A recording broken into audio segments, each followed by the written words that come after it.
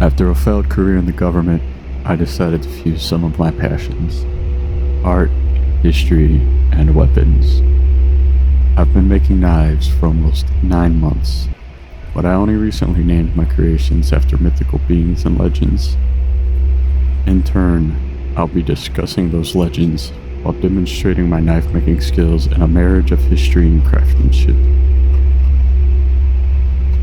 Here's the creation process of the sheath for my dagger, the Cù Sìth, named after the hound of death in Irish, Welsh, and Scottish mythology. The Cù Sìth is as big as a calf and has a shaggy green or black coat, although some have white. Its green coat could indicate its fairy origins, with green being the typical color of the fair folk. Its eyes were large and glowing, and its paws were the size of a man's hands. The beasts with white coats had one red ear and one red eye. When it wasn't out and about on fairy business, it made its home in rocky crevices and clefts, and roamed the moors and bogs. It was also known to haunt ancient roads, gallows, trees, and crossroads, and it loved storms better than any other weather. It was a uniquely skilled hunter. The Cù Sìth could usually hunt silently, but occasionally would let out 3 blood-curdling howls. The howls were terrifying and could be heard for miles. Some even claim that the Cù Sìth's cries could be heard among those far out at sea. Men, women, and children rushed to safety when the howls were heard. It was believed that those who had not found themselves in safety by the third howl would die of sheer terror. Nursing women were thought to be particularly vulnerable to the attacks of the Cù Sìth. It was believed that the hounds would go after them and try to abduct them, forcing them to nurse the fairy's children. When the hound's howls were heard, nursing women would thus be immediately locked inside, tucked away from the hound and its reign of terror.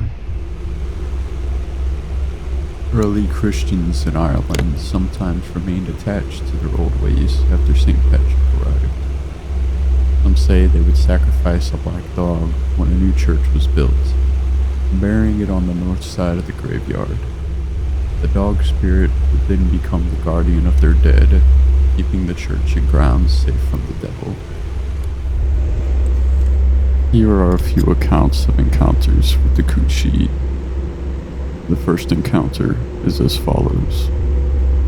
And not alone was it confined to the realms of the ancient Gaels. A frightening incident was reported to have occurred in the usually quiet market town of Bungay in Suffolk, England, in the late 16th century. During the morning service at St. Mary's Church, a terrible and violent storm broke out.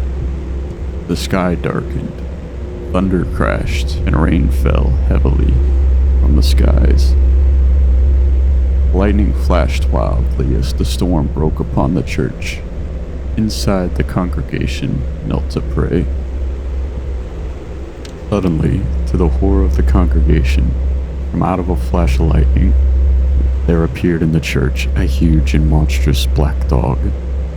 Howling wildly as the lightning flashed and thunder pealed, the beast ran amok, attacking the terrified parishioners and causing havoc.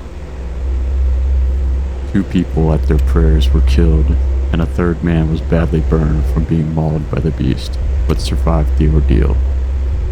There was a great damage inflicted upon the church as the tower was struck by lightning, and the clock destroyed before the black dog finally ran wildly from the church to the relief of the petrified congregation.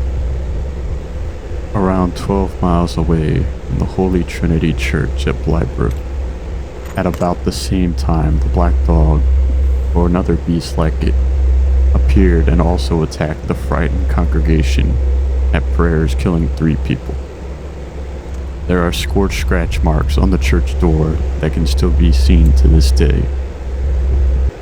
The second story goes like this.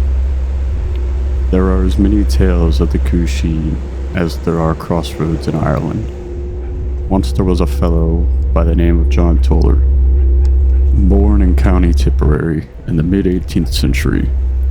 He became a solicitor in 1770, and since he strongly supported the crown, he was granted many offices and was eventually made the Earl of Norbury.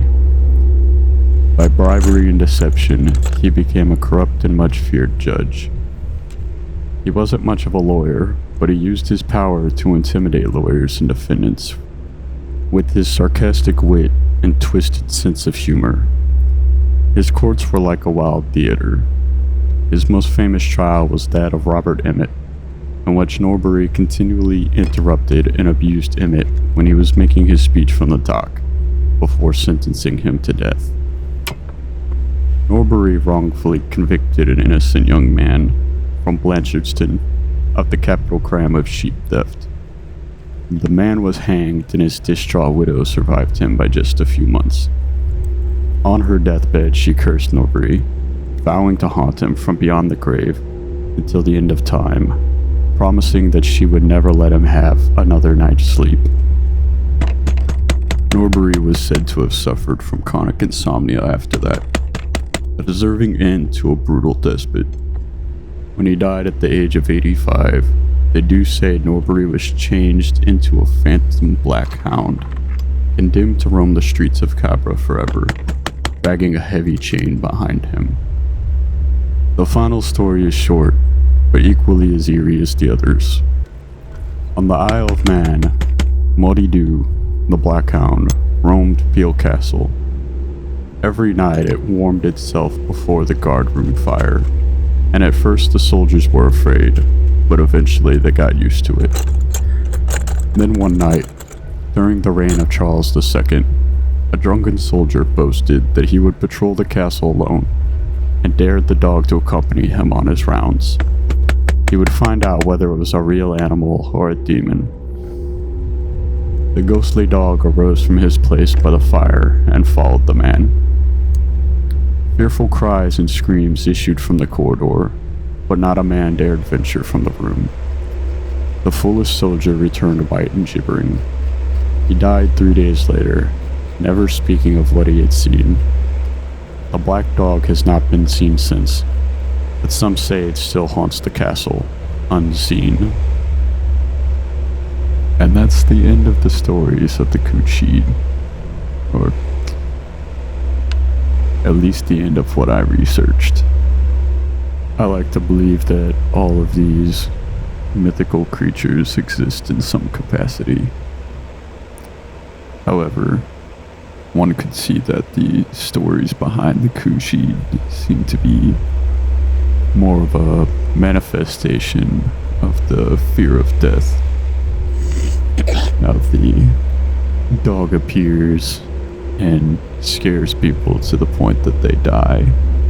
But as those stories pass on and people associate the dog with death, then it becomes more likely that the fear of the dog itself drives them to die from terror. And I think that's neat. History's full of stories trying to explain the things that we don't know or understand, and it seems like the Cù Sìth is no exception. If you liked the video, please like, comment, and subscribe, and I'll catch you in the next one. See ya!